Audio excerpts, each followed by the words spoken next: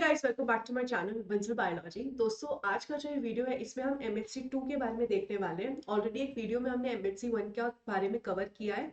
आज के सेशन में स्पेसिफिकली हम यहाँ पर फोकस करने वाले हैं एमएचसी 2 के बारे में। तो व्हाट एग्जैक्टली इज एमएचसी, किस तरीके से वर्क करता है, क्या क्या वर्क करता है, हर एक चीज हम इस वीडियो में देखेंगे। तो let's get start with the lecture guys. सबसे पहले अगर हम एमएचसी के बारे में देखें तो एमएचसी होता है major histo compatibility complex. Major histo compatibility complex का बेसिकली फंक्शन यहाँ पर क्या होता है दोस्तों, ये कुछ सेल्स के पास प्रेजेंट होता है। कौन से सेल्स के पास प्रेजेंट होता है ये मैं आपको एग्जैक्टली बता दूंगी। ये कुछ सेल्स के पास प्रेजेंट होता है और इसका काम होता है स्पेसिफिकली टी सेल्स को कोई एंटीजन शो करना। यानी कि हमारे पास टी सेल्स प्रेजेंट होते हैं जिन्हें हम टी लिम्फोसाइट्स कहते हैं। तो ये जो MHC2 मॉलिक्यूल्स है ये बेसिकली क्या करते हैं, इन टी सेल्स को एंटीजन दिखाते हैं। एक तरीके से जैसे हम किसी दोस्त को चिढ़ाते हैं कि ये देख मेरे पास क्या है, ऐसे ही ये एंटीजन को शो करते हैं ताकि ये जो टी सेल्स है उनके रिसेप्टर इस एंटीजन को पहचाने और उसके हिसाब से रिस्पॉन्स करवा सके और हमारी बॉडी को किसी भी पैथोजन के खिलाफ बचा सके जिसका भी एंटीजन दिखाया गया। ये स्पेसिफिकली जिन टी सेल्स को शो करते हैं ये चीज, वो होते हैं T helper cells. T cells दोस्तों अलग अलग तरीके के होते हैं जिनमें से स्पेसिफिकली टी हेल्पर सेल्स को ये शो करते हैं एंटीजन को। अगर हम इसके बारे में बात करें, एमएचसी मॉलिक्यूल्स के बारे में बात करें दोस्तों, तो एमएचसी मॉलिक्यूल बेसिकली होते क्या है, एमएचसी मॉलिक्यूल बेसिकली ग्लाइकोप्रोटीन्स होते हैं। ग्लाइकोप्रोटीन का मतलब क्या होता है दोस्तों, ऐसे स्ट्रक्चर जो कार्बोहाइड्रेट प्लस प्रोटीन से मिलकर बने होते हैं। तो ये लार्ज ग्लाइकोप्रोटीन स्ट्रक्चर्स होते हैं जो डिफरेंट सेल्स की प्लाज्मा मेम्ब्रेन पे प्रेजेंट होते हैं।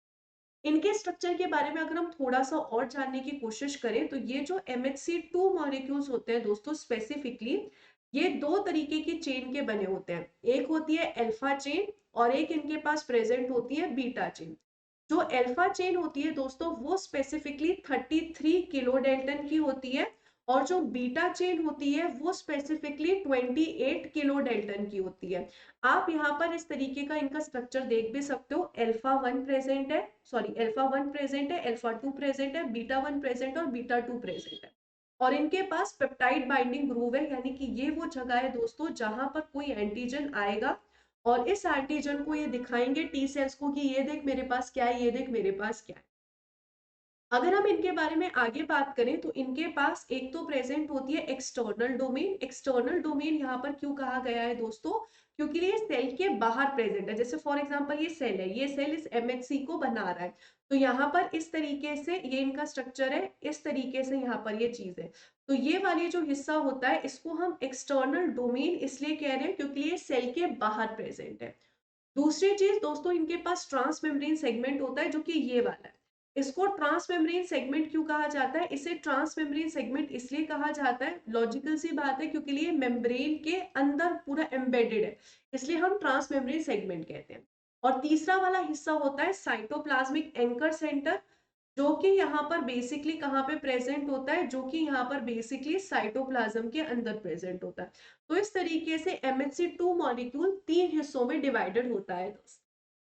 अगर हम यहाँ पर एक्सटर्नल डोमेन के पास बात करें तो एक्सटर्नल डोमेन के पास अल्फा वन और अल्फा टू डोमेन प्रेजेंट होती है एक चेन पे, और दूसरे पे प्रेजेंट होती है बीटा वन और बीटा टू। बीटा टू और alpha two towards the membrane है और अल्फा वन और beta one away from the membrane है, मतलब डिस्टल साइड पे है। अल्फा वन और बीटा वन का दोस्तों बेसिकली काम होता है एंटीजन से बाइंड करना, और अल्फा टू और बीटा टू जो है वो दोस्तों बेसिकली प्रेजेंट होती है टूवर्ड्स दी मेम्ब्रेन। अगर हम अल्फा टू और बीटा टू के स्ट्रक्चर के बारे में बात करें तो इनके पास इम्यूनोग्लोबुलिन लाइक स्ट्रक्चर है। अल्फा टू और बीटा टू के पास दोस्तों इम्यूनोग्लोबुलिन, इम्यूनोग्लोबुलिन यानी कि हमारी जो एंटीबॉडीज होती है उनके जैसा इनके पास स्ट्रक्चर होता है। तो इम्यूनो ग्लोब्यूलिन लाइक स्ट्रक्चर इनके पास प्रेजेंट होता है, किसके पास, अल्फा टू और बीटा टू के पास स्पेसिफिकली। इसलिए यहाँ पर इनको उस फैमिली का पार्ट भी बोला जाता है बिकॉज अल्फा टू और बीटा टू के पास वैसा स्ट्रक्चर प्रेजेंट है। अगर हम यहाँ पर और डेप्थ में बात करें दोस्तों, तो ये जो पेप्टाइड बाइंडिंग ग्रूव है जो बेसिकली स्पेसिफिकली जहां पर एंटीजन आकर बाइंड करेगा, तो ये जो स्पेसिफिकली पेप्टाइड बाइंडिंग ग्रूव होती है दोस्तों, ये बनी होती है 8 एंटी पैरेलल बीटा शीट से, 8 एंटी पैरेलल बीटा शीट से, जो कि प्रोटीन का ही हिस्सा होता है, 8 एंटी पैरेलल बीटा शीट से बनी होती है और 2 एंटी पैरेलल अल्फा हेलिक्स से बनी होती है। 2 एंटी पैरेलल अल्फा हेलिक्स से बनी होती है। ये वो वाला हिस्सा है जहां पर मैंने स्पेसिफिकली बोल दिया जो भी आपके पास एंटीजन आएगा वो बाइंड करेगा। जो भी यहाँ पर एंटीजन आता है, पेप्टाइड आता है, उसके पास स्पेसिफिकली कुछ अमाइनो एसिड प्रेजेंट होना चाहिए। 13 से 18 अमाइनो एसिड का होना चाहिए वो पेप्टाइड, तभी ये MHC2 शो कर पाएंगे टी सेल्स को और बता पाएंगे कि ये देखो हमारे पास क्या है, लुक एट इट, हमारे पास क्या है, ये देखो। तो इस तरीके से बेसिकली दोस्तों यहाँ पर MHC2 का स्ट्रक्चर होता है। एक बार हमने MHC2 का स्ट्रक्चर देख लिया तो नेक्स्ट स्टेप क्या आता है, हम ये जाने कि MHC2 को बनाता कौन है, मतलब कौन से जीन्स इसे बनाते हैं, कहां पर ये बेसिकली प्रेजेंट होते हैं, इसके बारे में जानना बहुत ज्यादा जरूरी है।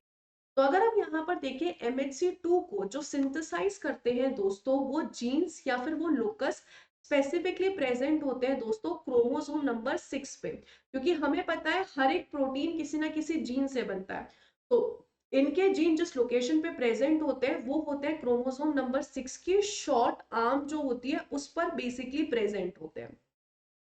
यहाँ पर स्पेसिफिकली वो रीजन प्रेजेंट है जहां पर सिंथेसिस करवाई जाएगी या फिर जहां से बनवाया जाएगा MHC मॉलिक्यूल को, उस जगह को स्पेसिफिकली बोला जाता है HLA रीजन। HLA की फुल फॉर्म होती है ह्यूमन ल्यूकोसाइट एंटीजन कॉम्प्लेक्स। ये वो क्रोमोसोम का हिस्सा है जहां पर वो रीजन प्रेजेंट है जहां से स्पेसिफिकली हम MHC मॉलिक्यूल की सिंथेसिस करते हैं। यहाँ पर यहीं से MHC1 भी बनता है, MHC2 भी बनता है और MHC3 की भी सिंथेसिस होती है।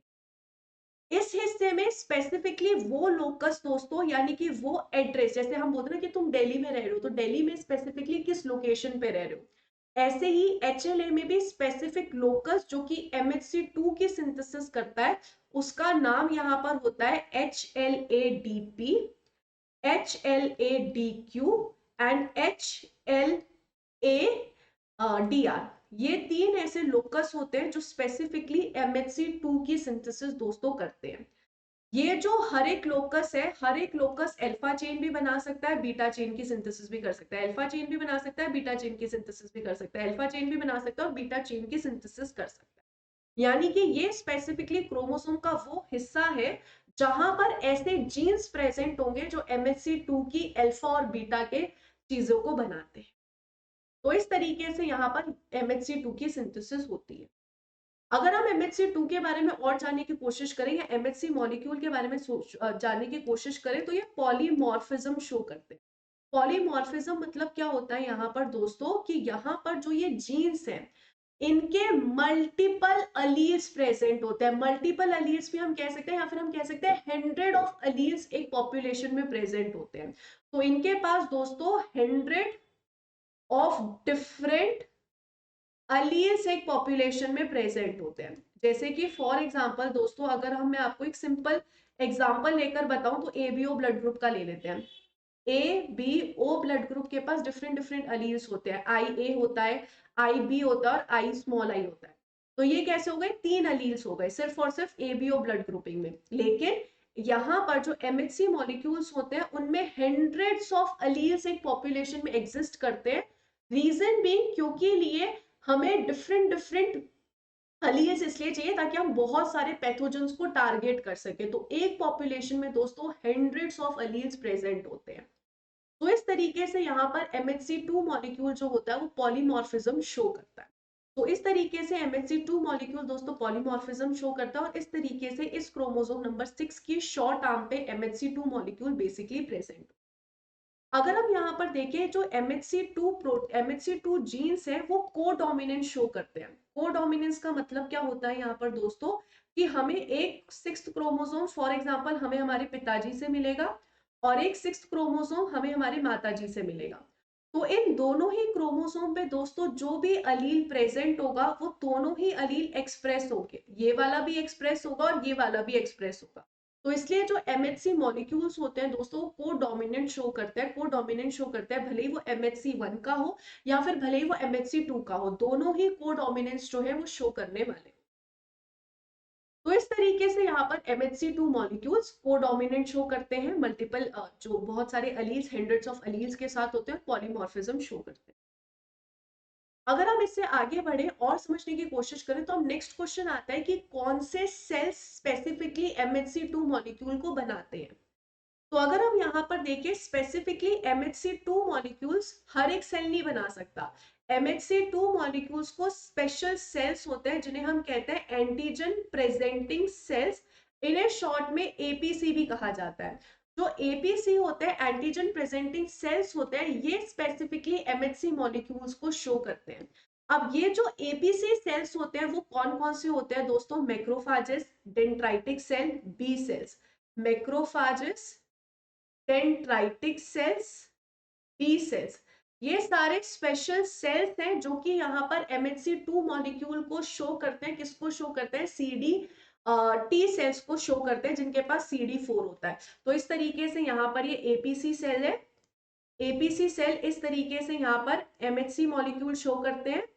यहाँ पर इस तरीके से टी हेल्पर सेल आता है जिसके पास इसका रिसेप्टर प्रेजेंट होता है, प्लस इसके पास यहाँ पर क्या प्रेजेंट होता है दोस्तों?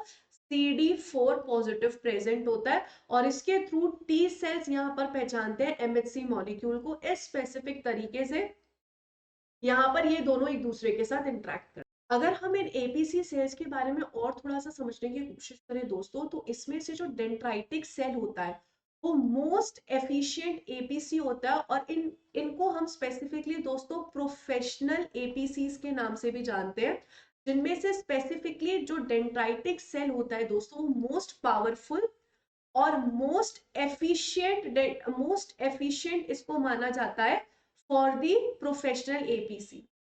तो यहाँ पर ये तीनों ही सेल्स शो करते हैं एंटीजन को, MHC2 मॉलिक्यूल को, लेकिन इनमें से जो मोस्ट प्रोफेशनल एपीसी बोला जाता है वो यहाँ पर होता है डेंड्राइटिक सेल, जो कि कॉन्स्टिट्यूटिवली एक्सप्रेस करते रहते हैं MHC मॉलिक्यूल को। कॉन्स्टिट्यूटिवली एक्सप्रेस करने का मतलब है यहाँ पर दोस्तों हर वक्त इनकी जो प्लाज्मा मेम्ब्रेन होती है उस पे MHC molecules, MHC2 molecules present होगा ही होगा। कॉन्स्टिट्यूटिवली का मतलब होता है हर वक्त ये एक्सप्रेस करें high levels of MHC2 molecules इनकी मेम्ब्रेन पे होते हैं।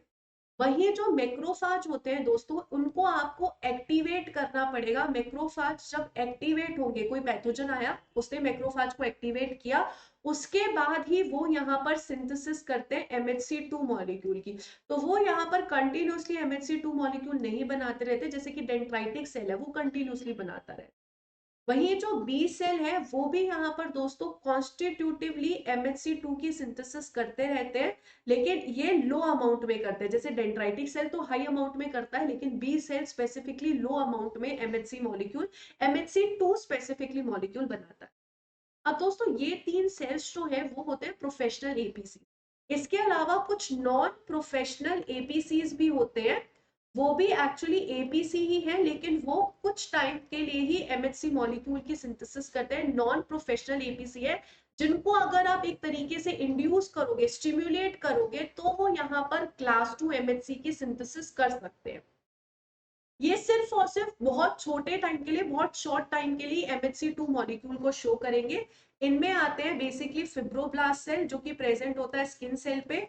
इसके अलावा आता है ग्लियल सेल जो कि स्पेसिफिकली प्रेजेंट होते हैं ब्रेन में। और इसके अलावा आता है पेनक्रियाटिक बीटा सेल जो कि स्पेसिफिकली प्रेजेंट होते हैं पेनक्रियाज में।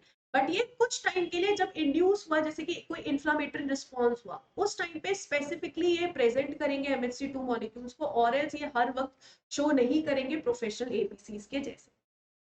अब नेक्स्ट क्वेश्चन आता है दोस्तों कि किस तरीके से एंटीजन को प्रोसेस किया जाता है और किस तरीके से एग्जैक्टली ये जो एपीसी है वो एंटीजन को शो करते हैं। हम इस पे चलते हैं। तो स्पेसिफिकली दोस्तों यहाँ पर जो MHC2 की पाथवे होती है इसको हम एक्सोजीनस पाथवे कहते हैं। एक्सोजीनस पाथवे हम इसे क्यों कहते हैं? क्योंकि यहाँ पर जो जो हमारा पैथोजन है वो बेसिकली उसको हमने सेल के अंदर लेते हैं एंडोसाइटोसिस से। वो बेसिकली कहाँ प्रेजेंट होता है दोस्तों? एक्स्ट्रा सेल्यूलर एनवायरमेंट में प्रेजेंट होता है। एक्स्ट्रा सेल्यूलर एनवायरमेंट का मतलब क्या होता है कि जो पैथोजन है वो सेल के बाहर प्रेजेंट है। यहाँ पर इस सेल को एंडोसाइटोसिस करके हम सेल के अंदर लेते हैं और उसके बाद हम यहाँ पर इसको MHC पे शो करते हैं, तो इसे एक्सोजीनस पाथवे कहा जाता है। और स्पेसिफिकली MHC2 जो है वो इसे शो करता है। अब किस तरीके से यहाँ पर ये कहानी चलती है, किस तरीके से प्रोसेस होगा, आइए हम इस चीज को समझने की कोशिश करते हैं। बहुत आसान सा स्टेप है। सो फॉर एग्जाम्पल ये मैंने आपको कहा कि इस तरीके से यहाँ पर कोई हमारा एपीसी सेल प्रेजेंट है, इस तरीके से यहाँ पर कोई पैथोजन है, फॉर एग्जांपल कोई भी बैक्टीरिया वगैरह, फॉर एग्जांपल कोई भी पैथोजन यहाँ पर प्रेजेंट है। अब इसको सबसे पहले क्या किया जाएगा, जो हमारा एपीसी सेल है, भले वो मैक्रोफाज हो, भले वो डेंड्राइटिक सेल हो, कोई भी सेल यहाँ पर इसे अंदर लेगा। अब अंदर लेने के तरीके बहुत अलग अलग है। एक तो एंडोसाइटोसिस कर सकते हैं कि डायरेक्टली इसको एनगल्फ कर लिया, या फिर रिसेप्टर मेडिएटेड एंडोसाइटोसिस कर सकते हैं। रिसेप्टर मेडिएटेड एंडोसाइटोसिस का मतलब दोस्तों क्या होता है कि यहाँ पर कोई रिसेप्टर है जो इसे पहचान रहा है और उसके बाद इसको अंदर लिया जा रहा है। तो फाइनली हमें इसका एंडोसाइटोसिस करवाना पड़ेगा, इसको डायरेक्ट एनगल्फ करके, या फिर इसका रिसेप्टर मेडिएटेड एंडोसाइटोसिस।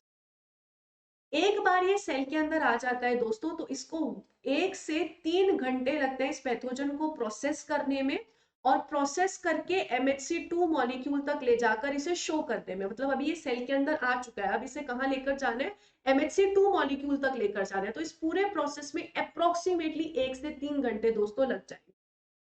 अब ये पूरा पाथवे किस तरीके से चलेगा, फॉर एग्जाम्पल यहाँ पर ये जो पैथोजन है, रिसेप्टर के थ्रू एंडोसाइटोसिस हो गया या जैसे भी अंदर आ चुका है। अब यहाँ पर अंदर इसको एक वेसिकल में बंद रखा जाएगा। इस तरीके से जो पैथोजन है वो एक वेसिकल के अंदर प्रेजेंट है। ये जो वेसिकल होगी इसे अभी हम क्या बोलेंगे, एंडोसोम बोलेंगे। इसका जो पीएच होगा वो अराउंड होगा 6.0 से 6.5 पीएच के आसपास। जो बाहर पीएच होता है वो होता है 7.0। ये जो वेसिकल है ये अभी कहला रही है दोस्तों एंडोसोम, अर्ली एंडोसोम। धीरे धीरे धीरे ये जो है और सारे चेंजेस लेकर आएगी, इससे बनेंगे लेट एंडोसोम। यहाँ पर इसमें इसकी सिंथेसिस हो जाएगी, धीरे धीरे धीरे इसमें और चेंजेस आएंगे और ये बनाएगी लेट एंडोसोम। इसमें कुछ कुछ चेंजेस आते रहेंगे, इसका पीएच और कम होता जाएगा। और फाइनली एक टाइम ऐसा आएगा दोस्तों कि जो लाइसोसोम है, जो हमारी सेल के अंदर ही प्रेजेंट होता है, उसके साथ जाकर इसको फ्यूज कर देंगे। जो लाइसोसोम होता है दोस्तों वो काफी एसिडिक होता है, उसका पीएच होता है अराउंड 4.5। तो यहाँ पर ये जो लाइसोसोम है और ये जो लेट एंडोसोम है, इन दोनों को हम यहाँ पर क्या करा देंगे, फ्यूज करा देंगे। या फिर जो अर्ली एंडोसोम है वो भी यहाँ पर आके क्या हो सकती है, फ्यूज हो सकती है। जैसे ही यहाँ पर लाइसोसोम के साथ ये फ्यूज होता है, जो भी एंटीजन प्रेजेंट था या जो भी बैक्टीरिया था, जो भी पैथोजन था, उसके टुकड़े टुकड़े होने लग जाएंगे। इस कंडीशन में जो पीएच होगा वो अराउंड 4.5 के आसपास होगा। और इस कंडीशन में यहाँ पर जो भी एंटीजन बनाया जाएगा वो 13 से लेकर 18 अमाइनो एसिड का बनाया जाएगा, क्योंकि उतने ही साइज का जो भी एंटीजन होता है वो शो कर सकता है हमारा प्यारा सा MHC2 मॉलिक्यूल। तो इस साइज का यहाँ पर स्ट्रक्चर, इस साइज का यहाँ पर एंटीजन को बनाया जाएगा। एक बार यहाँ पर इस तरीके से हमारा पेप्टाइड तैयार हो गया है, अब हमें किसका इंतजार है दोस्तों, अब हमें MHC2 मॉलिक्यूल का इंतजार है। MHC2 मॉलिक्यूल जब आएगा तभी यहाँ पर आगे बातें हो पाएगी। तो अब हमें MHC2 मॉलिक्यूल का इंतजार है। तो MHC2 मॉलिक्यूल की सारी शुरुआत कहाँ से होगी, न्यूक्लियस से होगी। इस तरीके से न्यूक्लियस है, न्यूक्लियस में इस तरीके से क्रोमोसोम नंबर 6 प्रेजेंट होगा। यहाँ पर हम किसकी सिंथेसिस करेंगे, mRNA बनाएंगे, प्रोटीन बनाएंगे, अल्फा चेन और बीटा चेन की सिंथेसिस करेंगे। यहाँ पर इस तरीके से ER दोस्तों प्रेजेंट होगा। ER पे इस तरीके से राइबोसोम प्रेजेंट है। यहाँ पर ये जो राइबोसोम था, इस तरीके से ये mRNA यहाँ पर पूरी तरीके से MHC2 की सिंथेसिस करवा दी जाएगी। एक बार दोस्तों MHC2 जब यहाँ पर बन जाता है, उसके बाद ये होता है कि इस MHC2 पे कोई अर्ली पेप्टाइड आकर बाइंड ना कर जाए, या कोई ऐसा स्ट्रक्चर आके बाइंड ना कर जाए जो नीडेड नहीं है। तो इसलिए यहाँ पर इसको हम इस तरीके से हाइड कर देते हैं, इसकी जो पेप्टाइड बाइंडिंग ग्रुप है उसे हम हाइड कर देते हैं। इसको हाइड किया जाता है इनवेरिएंट के साथ, इनवेरिएंट चेन 2 से इसे हाइड कर देते हैं। इनवेरिएंट चेन 2 से इसे हाइड कर दिया जाता है। हाइड करने का सिंपल सा रीजन यही है दोस्तों कि इस पे कोई और पेप्टाइड या अर्ली पेप्टाइड आकर बाइंड ना कर जाए। एक बार यहाँ पर ये ER में बन चुका है, ER से इसे ट्रांसफर कर दिया जाएगा गोल्जी में। तो इस तरीके से यहाँ पर ये कहाँ तक आ चुका होता है दोस्तों, इस तरीके से ये गोल्जी में आ चुका। गोल्जी में यहाँ पर दोस्तों ये जो इनवेरिएंट है इसे डाइजेस्ट कर दिया जाएगा और छोटा सा हिस्सा बस बचेगा, क्लिप का हिस्सा। तो यहाँ पर इस तरीके से ये MHC2 मॉलिक्यूल है, यहाँ पर जो इनवेरिएंट है उसे डाइजेस्ट कर दिया जाएगा और इन वेरिएंट का सिर्फ छोटा सा हिस्सा रहेगा जिसे हम कहते हैं क्लिप, जिसे हम इस तरीके से नाम देंगे क्लिप का। तो इस तरीके से यहाँ पर क्लिप है जो कि अभी भी इस हिस्से को छुपा के रखी है, पर इन वेरिएंट ने यहाँ पर इन वेरिएंट को हमने क्या कर दिया है दोस्तों, इन वेरिएंट को हमने डाइजेस्ट कर दिया। इस पॉइंट तक इन वेरिएंट जो है वो डाइजेस्ट हो। अब इसके बाद यहाँ पर गोल्जी जो है दोस्तों वो बेसिकली क्या करेगा, गोल्जी एक वेसिकल की फॉर्मेशन करेगा जिससे हम एमएचसी को आगे लेकर जाएंगे। तो इसको, इस सेल को मैं थोड़ा सा बड़ा बना देती हूँ। इस तरीके से यहाँ पर गोल्जी से ये वेसिकल बनी है। इसके पास यहाँ पर क्या प्रेजेंट होगा दोस्तों, इस तरीके से ये MHC2 मॉलिक्यूल प्रेजेंट होगा। यहाँ पर अब इस टाइम पे दोस्तों ये जो हमारे पास वेसिकल बनी हुई है जिसमें हमारा पैथोजन प्रेजेंट है, या फिर हम ये कह सकते हैं कि हमारे पास ये जो 13 से लेकर 18 अमाइनो एसिड का एंटीजन प्रेजेंट है, और एक तरफ हमारे पास वेसिकल प्रेजेंट है जिसके पास MHC मॉलिक्यूल प्रेजेंट है। इन दोनों को दोस्तों इस टाइम पे फ्यूज कर दिया जाएगा। तो अब ये टाइम आ चुका है इन दोनों को फ्यूज कर दे। तो इस तरीके से हमारे पास यहाँ पर प्रेजेंट है 13 से लेकर 18 अमाइनो एसिड का एंटीजन, और यहाँ पर ये वेसिकल प्रेजेंट है जिसपे प्रेजेंट है MHC मॉलिक्यूल। इन दोनों को अब क्या कर दिया जाएगा, इन दोनों को फ्यूज कर दिया जाएगा सेल के अंदर। क्लिप अभी भी प्रेजेंट है, इस ये जो क्लिप होती है इसे अब हटा दिया जाएगा। तो यहाँ पर अगर हम देखें एक और स्ट्रक्चर आता है जो इस क्लिप के रिमूवल में काम करता है, क्योंकि अब क्लिप को भी रिमूव करने का समय आ चुका है। तो इस टाइम पे दोस्तों हम क्लिप को रिमूव कर देंगे, और क्लिप को रिमूव करके हम उसकी जगह पर क्या करेंगे, इस एंटीजन को लगा देंगे। तो यहाँ पर क्या किया जाएगा दोस्तों, इस कंडीशन में, इस सेल को हम थोड़ा सा और बड़ा कर देते हैं। इस कंडीशन में यहाँ पर एक फैक्टर आएगा जिसका नाम है HLA-DM। HLA-DM जो है वो यहाँ पर एक्सचेंज करा देगा क्लिप का विथ एंटीजन, और यहाँ से जो क्लिप है दोस्तों वो निकल जाएगी।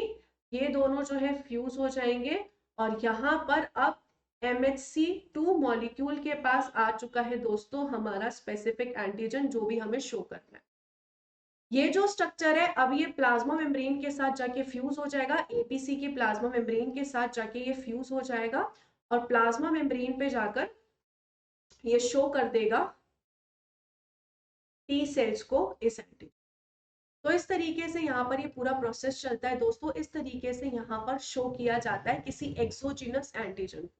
अगर हम चाहें तो हम इस चीज को और अच्छे से डायग्रामेटिक वे में भी देख सकते हैं। आप यहाँ पर इस चीज को यहाँ पर भी देख सकते हो दोस्तों, कि जो यहाँ पर हमारा एंटीजन है उसका हमने एंडोसाइटोसिस किया, अर्ली एंडोसोम बना, फिर यहाँ पर इस तरीके से उसको हमने उसके पेप्टाइड्स बनाए, लेट एंडोसोम था, छोटे छोटे छोटे टुकड़े कर दिए। दूसरी तरफ यहाँ पर हमारे पास MHC मॉलिक्यूल आ रहा है दोस्तों जिसके पास इनवेरिएंट प्रेजेंट है। उसके बाद उसके इनवेरिएंट को डाइजेस्ट कर दिया और उसके बाद सिर्फ क्लिप प्रेजेंट है। आफ्टर अ टाइम उसके क्लिप को भी हटा दिया और उसकी जगह पेप्टाइड्स आ गए, और फिर MHC2 मॉलिक्यूल प्लाज्मा मेम्ब्रेन पे जाकर यहाँ पर एंटीजन को शो कर दे।